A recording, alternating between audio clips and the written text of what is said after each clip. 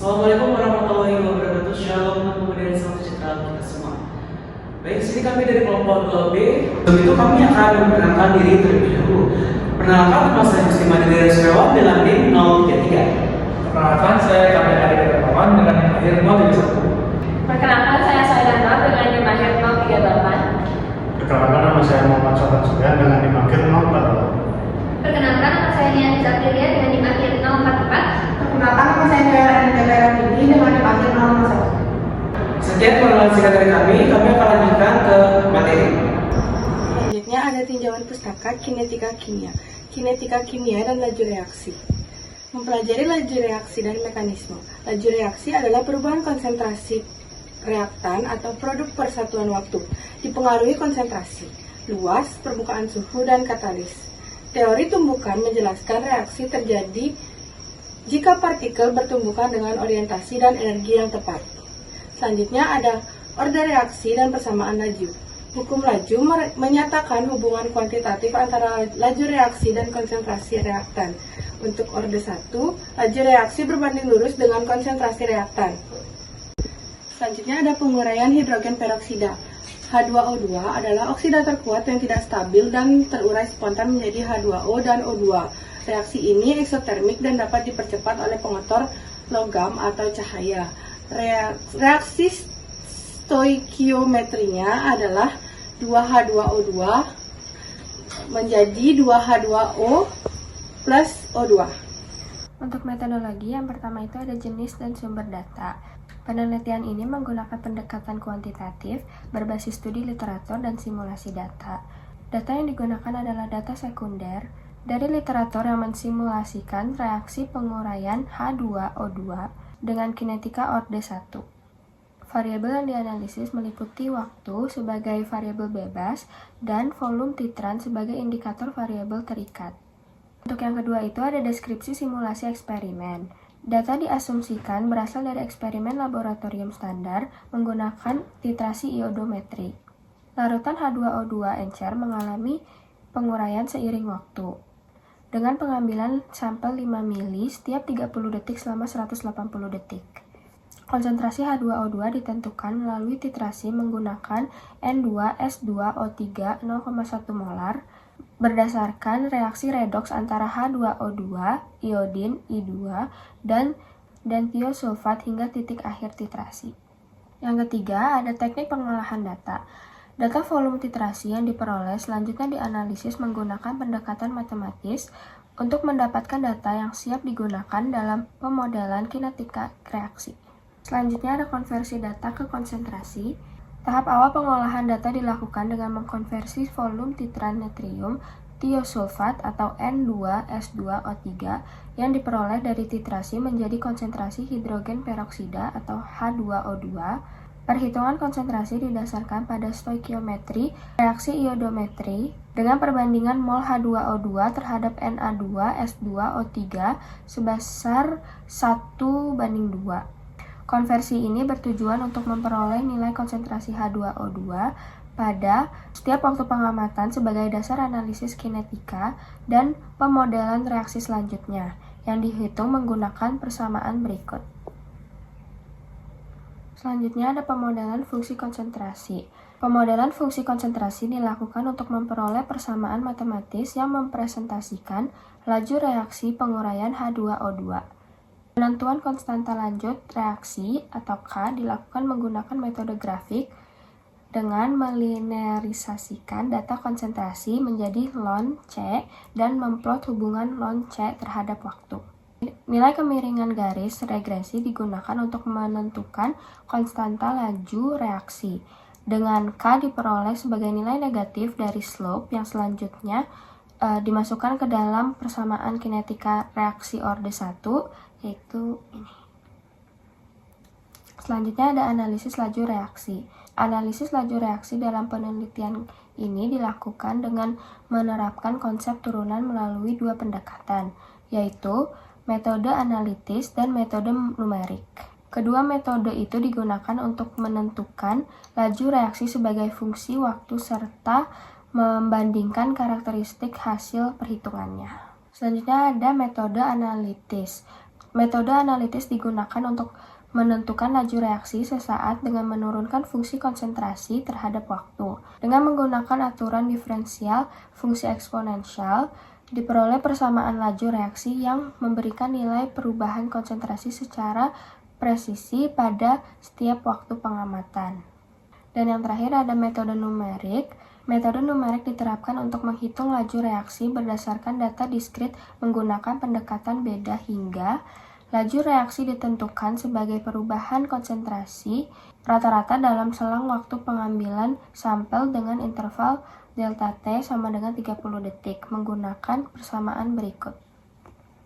Hasil perhitungan dari metode analitis dan numerik kemudian dibandingkan dan divisualisasikan dalam bentuk grafik laju reaksi terhadap waktu untuk menganalisis profil penurunan laju reaksi. Baik, saya akan membahas hasil perhitungan yang terdapat. Dari data yang didapatkan data hasil pengamatan konsentrasi pada waktu. Jadi data yang terdapat pada detik 0, volume N2 yang didapatkan sebanyak 10 mili. Kemudian konsentrasi pada waktu yang dapat sebanyak 0,1 molar. Selanjutnya pada detik 30, volume N2 yang dapat sebanyak 8,9 mili dan konsentrasi pada waktu yang dapat sebanyak 0,9 molar.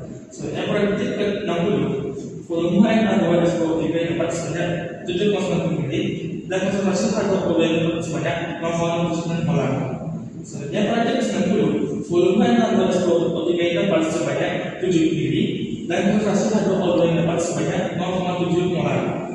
Selanjutnya pada detik 120, volume N2 yang dapat sebanyak 6,2 mili dan konsentrasi pada waktu yang dapat sebanyak 0,062 molar. Selanjutnya pada detik 150, volume N2 yang dapat sebanyak 5,50 mili dan konsentrasi pada waktu yang dapat sebanyak 0,055 molar.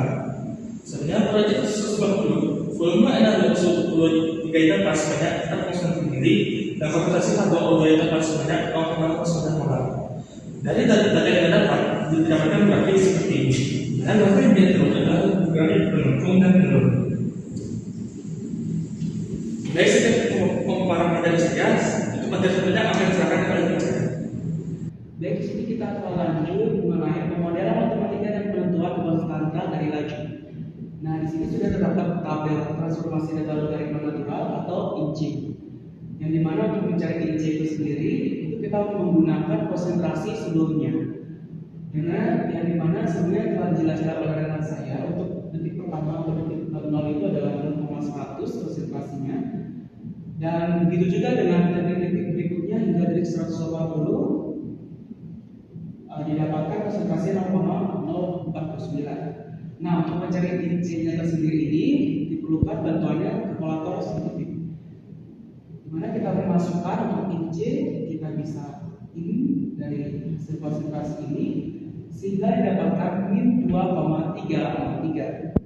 Nah, begitu juga dengan INC pada berikutnya min 2,49 hingga min 3,016.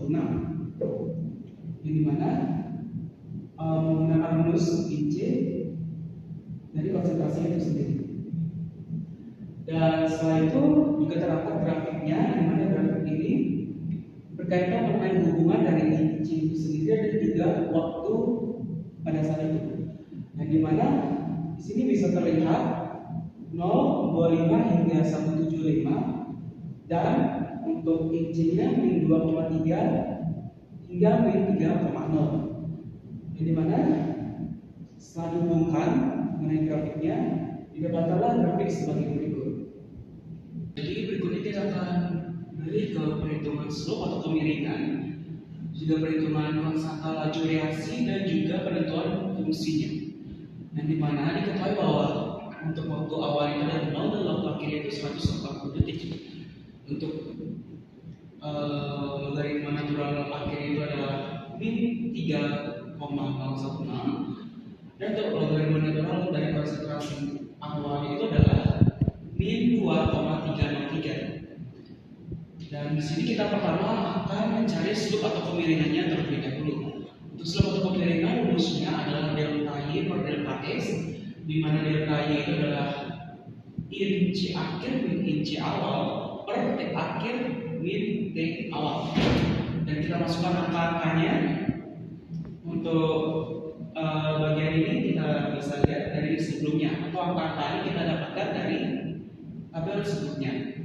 Nah, setelah dimasukkan min 3,016 min 2,303 per 180 min 0 sehingga min 0,713 per 180 didapatkan hasil slopnya itu adalah min 0,004.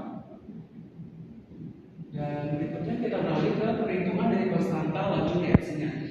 Untuk persental laju reaksi itu memiliki rumus K sama dengan min slope, yang dimana untuk ini kita bisa masukkan hasil yang tadi slope-nya K sama dengan min dari 0,004 itu hasilnya 0,004 detik min 1. Nah, min 1 ini kita dapatkan dari satuannya yang dimana untuk ini untuk hasil dari in awal itu tidak memiliki satuan 1 per sehingga waktu akhir pada waktu memiliki satuan second, sehingga kalau kita ambil kesimpulannya maka satuan dari persentase itu sendiri detik pangkat min 1. Nah, sekarang kita akan menentukan fungsi konsentrasi terhadap waktu, yang dimana untuk rumusnya sendiri itu adalah CT sama dengan Z0 E pangkat min K kali T. Untuk C0 tadi sudah kita temukan, untuk angka pertamanya itu 0,100 dari sini kali E di pangkat min K di sini kita bisa temukan tadi juga 0,004. Nah, sini kita masukkan min 0,4 dan dikali T, sehingga untuk akhirnya fungsi konsentrasi terhadap waktu itu adalah sebagai berikut ini. Nah, sekian penjelasan dari saya, dan untuk penjelasan berikutnya akan dilanjutkan oleh rekan saya. Selanjutnya kita akan membahas mengenai hasil perhitungan laju reaksi yang tadi. Pada interval waktu antara 0 sampai 30 detik, perhitungannya 0,089 min 0,100 per 30 didapatkan laju dari min 0,00037 molar per second.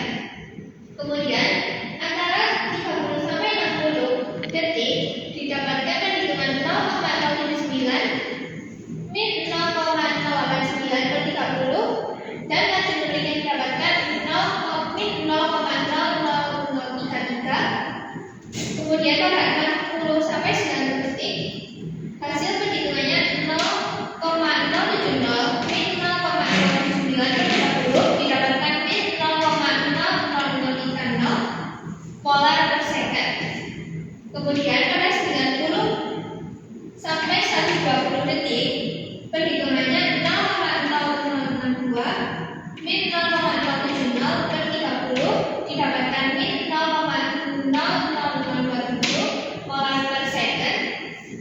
Kemudian pada 120 sampai 150 didapatkan perhitungan 0,055 min 0,062 per 30 dan hasilnya didapat adalah min 0,0043. Terakhir pada interval waktu 150 sampai 180 perhitungannya didapatkan 0,049 min 0,055 per 30. Hasilnya didapatkan adalah min 0,00040. Selanjutnya untuk dari perhitungan tersebut didapatkan grafik seperti berikut.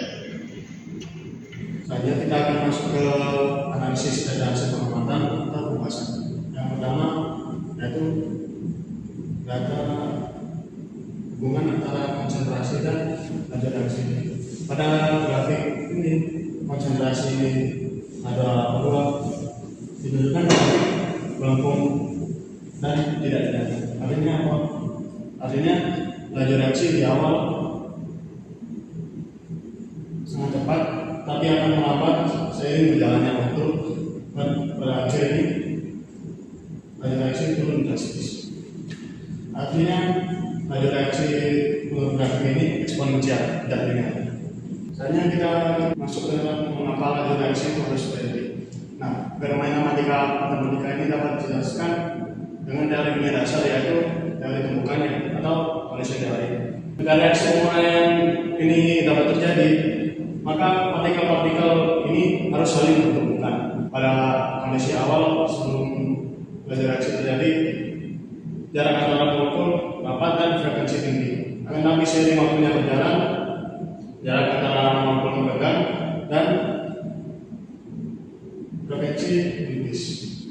Selanjutnya kita akan bahas kedua metode yang kita gunakan pada kali perjamuan kali ini. Yang pertama ada analisis, ada turunan eksak dengan rumus delta C per delta T sama dengan min K kali C itu C0 kali D bukan min K kali D. Dan kembali ada pendekatan beda hingga dengan delta C bab delta D bisa. Untuk hasil yang dihasilkan oleh pendekatan analisis ini, hasilnya pasti dan sangat cepat. Akan tapi untuk memerik hasil yang dihasilkan yaitu mendekati pada angka 9. Selanjutnya kita akan masuk ke analisis waktu atau sama waktu. Di sini kita menggunakan rumus T satuan yaitu sama dengan 0,693 molar per K, dan K sama dengan 0,04 didapatkan 173. Hal ini konsisten dengan data yang ditentukan bahwa 180 detik dengan 0,649 molar di bawah setengah konsentrasi awal yaitu 0,650 molar. Dan yang terakhir kita akan masuk dengan pada evaluasi kualitas data dan sumber dasar. Yang pertama adalah kesetaraan data. Data kita telah bersama ideal dengan ayat sama dengan 1 menunjukkan memudahkan pembuktian rumus matematika tetapi mengabaikan variabel baru. Yang kedua ada faktor eksternal, yaitu data mendiskusikan suhu konstan pada reaksi eksternal dan KO2 dapat menaikkan suhu dan laju reaksi. Dan yang terakhir potensi error eksperimental. Data simulasi menggunakan dengan error memberikan nilai teoritis maksimum yang presisi. Baik, sekian pemaparan materi dari kami. Memang jika ada salah kata, kami tutup dengan Santi. Om Santi Santi Santi Om. Wassalamualaikum warahmatullahi wabarakatuh. Shalom, kemudian dan salam sejahtera kita.